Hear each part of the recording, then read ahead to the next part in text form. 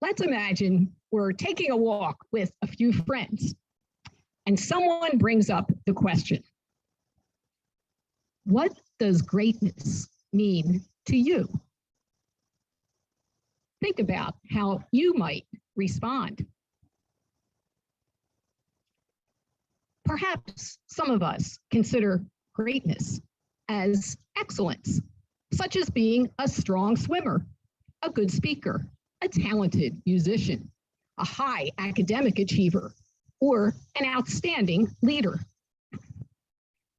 Although these examples are centered around achievement, there are other measures of greatness. This morning, I want to talk about gospel greatness, G squared, and what Jesus calls us to do and be in order to live it. At the heart of gospel greatness is service. Everything we are and do is placed at the service of others. Our gifts and accomplishments in and of themselves are certainly good. But when we humbly and lovingly place them in service to others, something profound happens. They have the power to transform the world. On a global scale, I think of the scientists who researched for years the mRNA vaccines. The impact of their laboratory work used in making the COVID-19 vaccine has been monumental.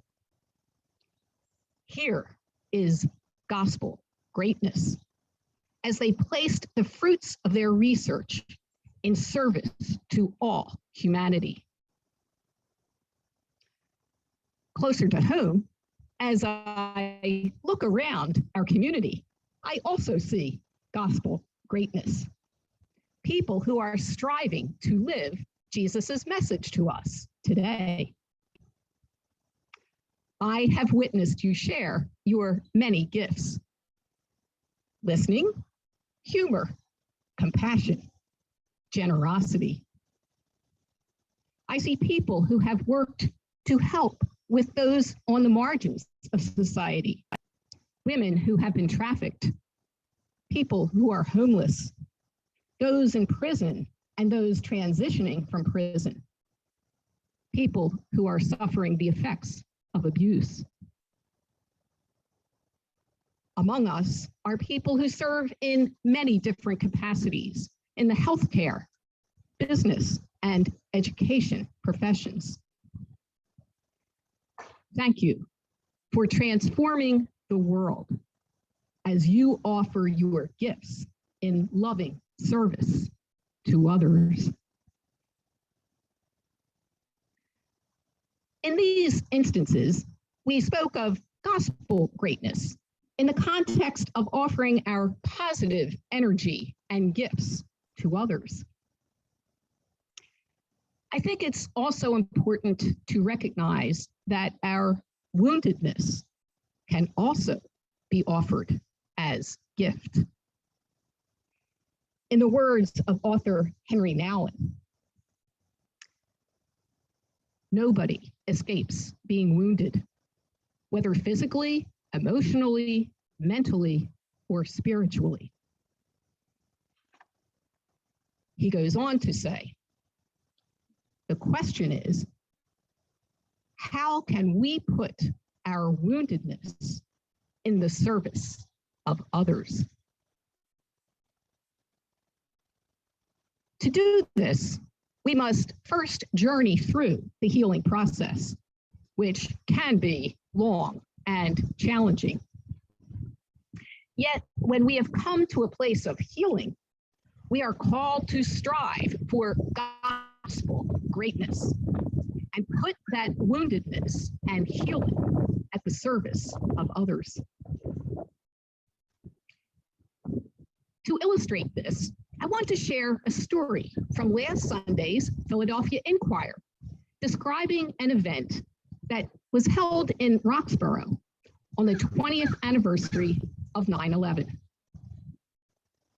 The gathering was entitled Reconciliation, a Healing Encounter.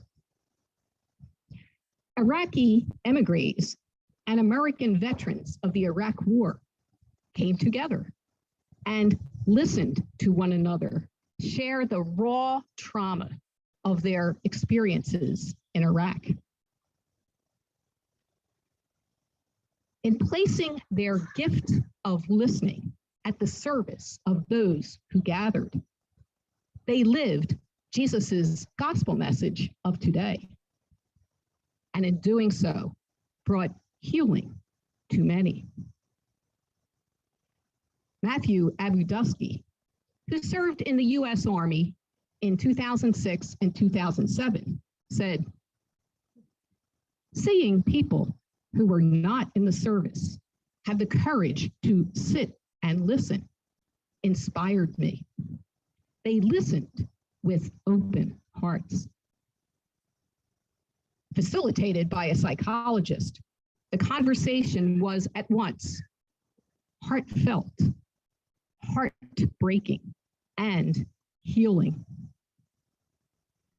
One of the attendees, Ali Daba, a father of three who emigrated in 2014, described a trauma he witnessed 17 years ago.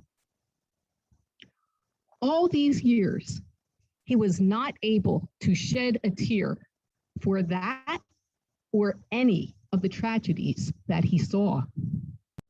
He said that during this listening session, he was finally able to cry, felt human again, and felt a barrier come down.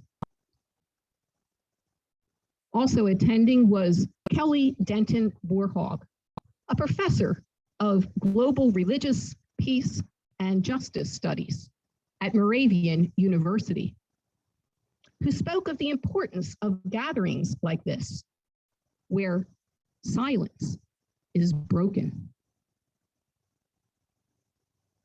Here was gospel greatness. In their deep and reverent listening, the breaking of silence, and the opening of hearts to feel again. Those gathered have already placed their woundedness in service to others by sharing their experiences with a Philadelphia Inquirer writer, so that we are able to receive and be transformed through them. Gospel greatness. G Squared always has love as its motivational energy and service as its life pulse. I invite us this week to ponder how God is calling us to place our positive energy, accomplishments, and woundedness at the service of others. Be love and live gospel greatness.